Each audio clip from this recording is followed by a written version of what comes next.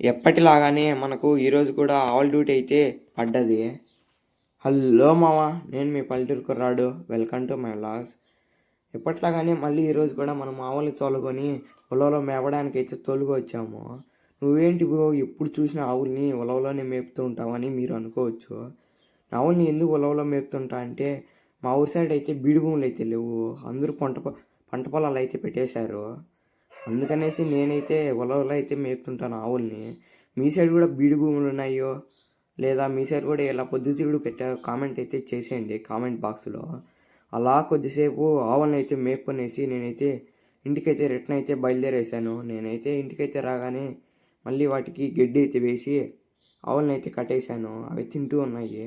ఆ తర్వాత మిషన్లో గడ్డి కొడుతుంటే సడన్గా మిషన్ అయితే అయిపోయింది. అందుకనేసి మెకానిక్ అయితే కాల్ చేసాము.